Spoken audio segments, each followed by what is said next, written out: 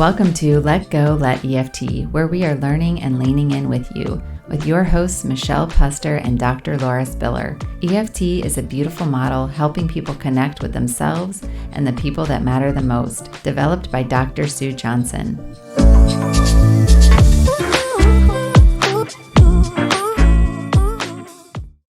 Hello, Michelle. Hi. Glad to see you. So good to see you too. We're talking about an interesting topic today, and the agreeable withdrawer. And it sounds nice, right? Agreeable. They are very agreeable. So I guess easygoing. They take responsibility. They try to say all the right things. Yes, everything that, it sounds so good on the surface. And looks so nice on the surface. So maybe we should define a agreeable withdrawer a little bit, as you were just starting to. Yes. How would we define an agreeable withdrawer? Well, the first thing that comes to my mind is they may be the ones that are coming in saying the therapy is for their partner, right? I'm coming in, I'm happy. I get what I need out of the relationship. I'm coming in because my partner needs more and I want to figure out how to be there for her. Okay, I'm already saying that maybe men fall a little bit more into this. I want to be able to be there for them. I want to, help my partner get what they need from this relationship. Right. And then their strategy is to try to fit the model or the mold. They're trying to get a sort of a playbook that they can follow so that things will feel more calm and safe and accessible to them. Right. That's kind of what I'm thinking. What about for you? When you think about agreeable withdrawer, what's kind of comes up for you? They might say, "Oh, I'm so sorry. You're right. I did mess up there. I want to do better next time. I want to, yes. Okay. Let's do that. Whatever you need." Just so I'll give you everything. And it sounds so good. And I love what you said when we were discussing about it before. You said they show up, but without their vulnerability. They show they're there with their apologies and I'm so sorry, but it's like, what about them? What about their hurts? What about their fears and concerns? They're not bringing any of that to the table because they're like, what do you need? It's okay. I'm sorry. I'll do better. And so that's what I think of when I think about the agreeable withdrawer. Yeah, you're doing such a great job of bringing that alive right now. I can hear in your voice what I often hear in that agreeable withdrawer, which is a little bit of pressure to calm things down, yes, whatever you say. You're right. I messed up. You're right. We got to work on these things. I'm so sorry, but they're underneath it. You can kind of just feel this pressure to it's like they're trying to soothe, a partner that might blow up, but they're kind of just trying to tamp things down, Yes. Smooth it over. Fix it right away. Right. So what's hard about this? Because it sounds great. It sounds that they're saying all the right things. So what is hard about this for us as therapists, or not as therapists, but just in general? What's hard about this? Yeah. Well, I think especially when I was first learning EFT, I didn't immediately recognize it as moves in the cycle.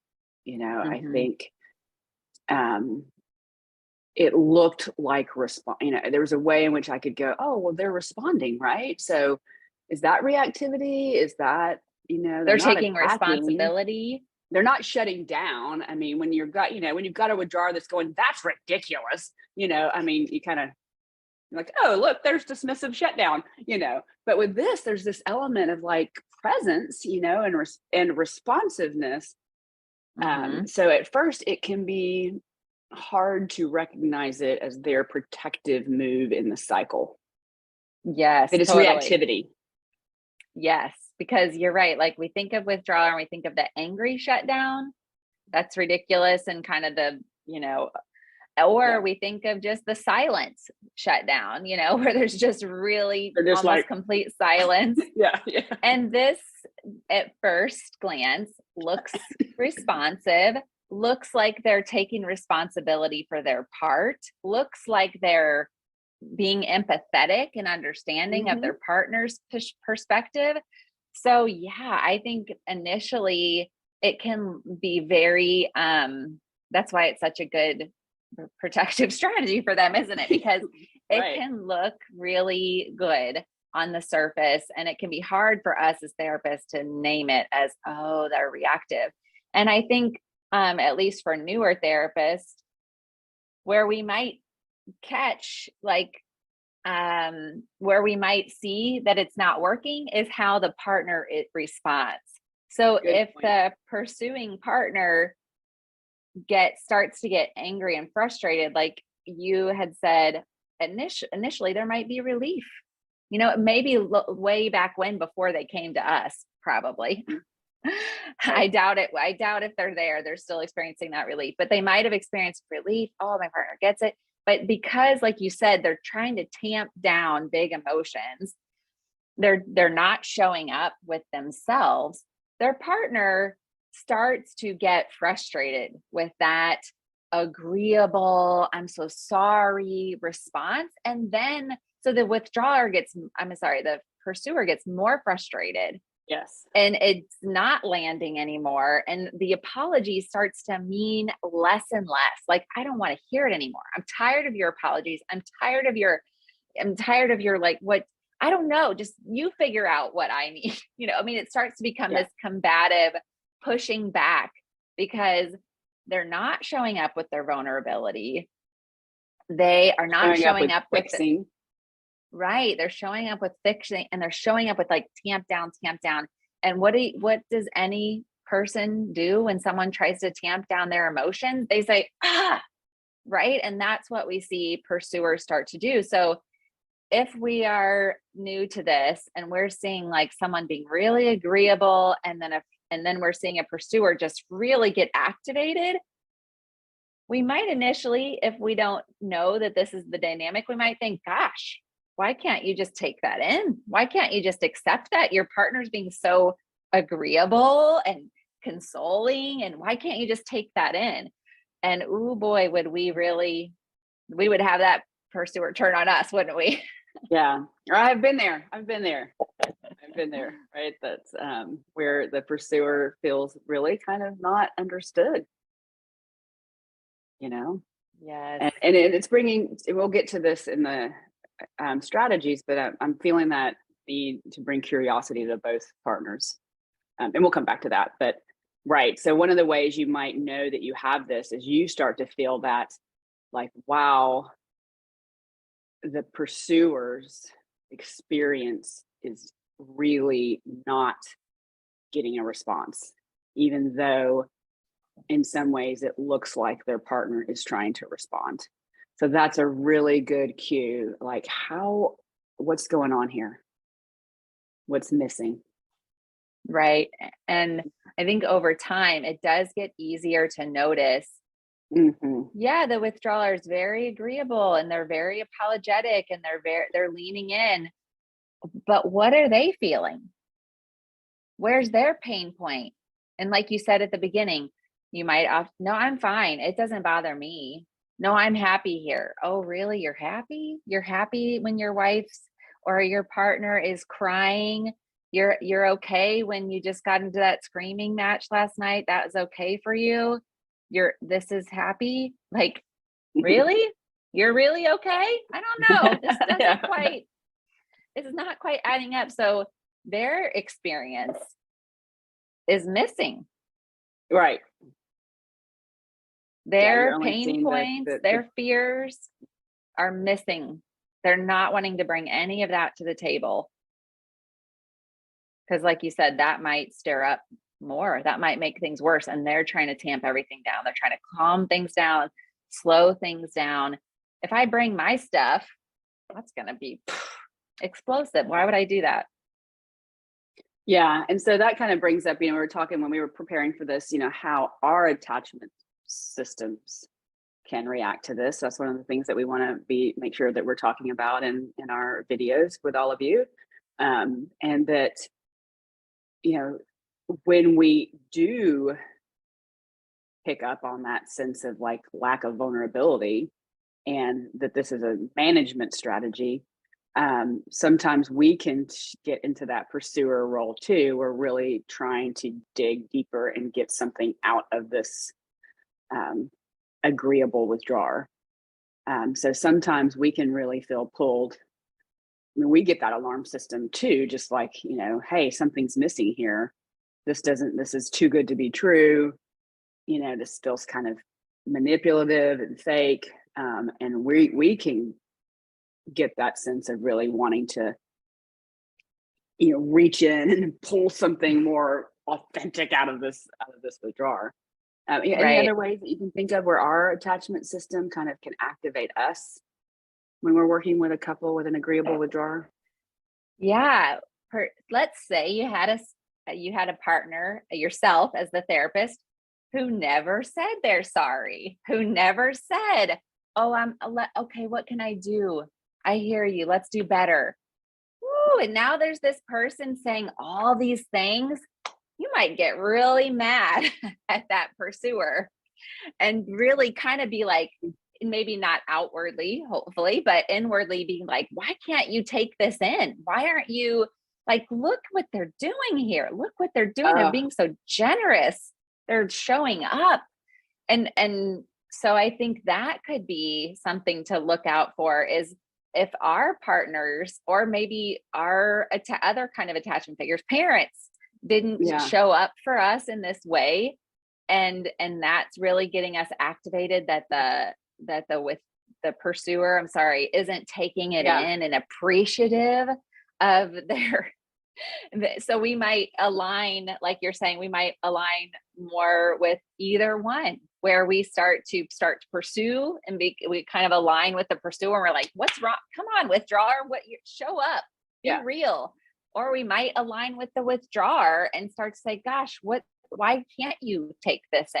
Why can't you be more appreciative of your partner being so responsive? So we could flip into either, I think, in this case. That really resonates with me. That's whatever we sort of have a longing for, can be what we end up wanting to make happen in this couple in front of us. If the things that withdrawer is saying are the kinds of things that we've always longed for to hear from the people that matter to us, that can kind of make us more aligned with that withdrawer and want to change the pursuer. Yep. And so I think what comes to mind when I think about strategies, one strategy is consult with a peer, get peer consult with a supervisor. It made me think of a story that Sue Johnson was told one time about working with a spouse that was kind of being real critical about their partner's weight. And she was the same size as her. And so she was kind of just getting really activated and like having a hard time. And she had to do some consult. And it was like, to kind of, if we're aligning more with one partner, or we're hearing something that starts to feel personal, if we can kind of like get out of that rut and work through it, then that helps us come more, more objective, and helps us sort of start from that more balanced place where we can start to, like you were saying earlier, dig in and get curious with, how is this for you as the pursuer? What's stirring up your frustration here? Oh, you're not feeling seen. Help me understand how this apology doesn't just kind of really feels meaningless. So I love that word, curiosity, because there's no judgment. It's just, I really want to understand what's frustrating to you about, because it sounds good what they're saying, but I can hear and feel that it does not feel good. Something's off. Help me understand why this isn't landing for you. And then they're going to start to explain, how this feels empty, how they feel misunderstood, how maybe they start to feel like tamped down. They just want to end the argument. Managed. Ooh, yeah. Yeah. Yeah. I like that. And when we're in this organizing part, usually in stage 1, where we're really helping them see what they're doing in their negative pattern, their cycle, we're holding up the mirror, we're organizing, we're naming. And that just takes a lot of curiosity and a lot of compassion, validation. It makes sense, that over time, when you've heard this and then nothing really changes, or you still feel distance because for some reason you're just hearing these right words, but there's not closeness, that over time that's felt worse and worse, and you get more and more frustrated with that. I get it. That makes sense.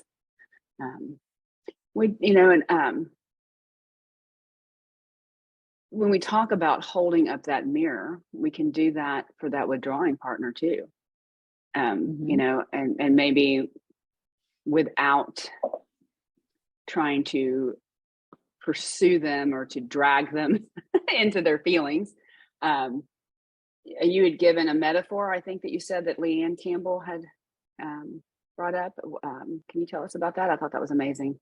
Yeah, I love this metaphor that she talks about the, saying to a withdrawer, it feels like you're holding up this beautiful image where you're saying, I'm so sorry. It's like a beautiful image of your all's relationship. I'm sorry. Let me help. I want to do better. And that's so nice. You so want to be there for your partner, and you so want to be responsive, and you want this to get better. And I'm just curious about what's happening for you behind this beautiful image that you're holding up. So then that image becomes a very literal barrier between them and their partner. Yes. It's also validating they're trying, they're wanting things to go better, they're wanting to see their partner. And also now you're getting curious, and what about you? What's happening behind this beautiful image? How are you feeling inside when things start to get stirred up? Help me understand. It's almost like you might want to kind of like calm things down. Is that what's happening here? You're trying to calm things down? Where do you feel some uneasiness inside when this comes? So you're just starting to open this door and get curious about. So yeah, I love that image that Leanne Campbell provided, because it gave me a way of a metaphor of kind of describing this experience, describing how it's a barrier, acknowledging there might be something happening for them behind it. They're trying really hard. It just kind of captures this really well. And the pursuer is like, yeah, that's why it doesn't feel good, because you're behind that picture. Yes. I want you, not I'm the not beautiful finding, picture. Right. I want you with me here close, not like, in the hard stuff, maybe not just kind of trying to move us to this beautiful place. Yes, in the hard stuff. Yeah. And that's a nice phrase, Dr. Spiller, because we want to get met in our hard stuff. Like, of course, we all want to be out of the hard stuff. That's so understandable. But we want to be met in the hard stuff. We don't want to be dragged out. Like, we're feeling it. We're feeling our feelings. We can't just turn them off. We want to know that someone's going to come close and be with us in the muck, not just when everything's okay and smiles and happy. That's easy. Well, I think, what are the takeaways? Maybe we can think about those takeaways for. The thing I would like you all to be taking away from this is noticing that pattern. If you see, can you identify any agreeable withdrawers that are on your caseload right now? Can you think about, how that comes up in the cycle, right? What's the, beautiful intent, and then what's the impact, and how is it part of that pattern, that agreeableness? So really noticing it so that you can slow down and be curious and reflect back what's happening here. Any other things you want them to take away from this? Yeah, I love that. thinking about, ooh, is there anybody on my caseload that might fit this description? Yeah, I guess just trying to put yourself, especially whoever it's harder to put yourself in their shoes, before the Ooh, couple comes in, trying to put yourself in the withdrawer shoes. What might they be feeling inside? What might, are their insides matching their outsides? Or if they're feeling uneasy, how would that feel for you as a person to kind of feel like, oh my gosh, I just want this fight to stop. I'll say or do anything just to calm things down. How might it feel for the pursuer if you put yourself in their shoes? How might they be feeling? What might their frustration and sort of disappointment really be about, right? Because they may seem angry and frustrated on the outside, but really they're disappointed. They're feeling left alone. They're feeling not seen. They're feeling alone in those moments, right? So trying to put yourself in their shoes. And you might just kind of play around with the metaphor that Leanne Campbell provided. You might try to think of a metaphor that fits better for you. And maybe that can be what you guys can leave in your comments. If there's a metaphor that you have found, I love metaphors, that you have found that fits well with agreeable withdrawer. So maybe some phrasing, like we didn't mention this one, but the repeating the pain point 3 times. Like if they say, no, it's really okay for me. I'm really fine. So it's okay when she's crying and saying, I need you. I want this to be different. It's okay when there's yelling and tears. It's okay and you just keep repeating the pain point. So, you kind of sharing with us a phrase or a strategy that you use or a metaphor, maybe something that you come up with in a session. Oh, good idea. And of course, always show ideas, something that you guys want to hear us chat about. Sounds good. Well, I'll see you next time. All right. Thanks, everybody. Thank you. Bye.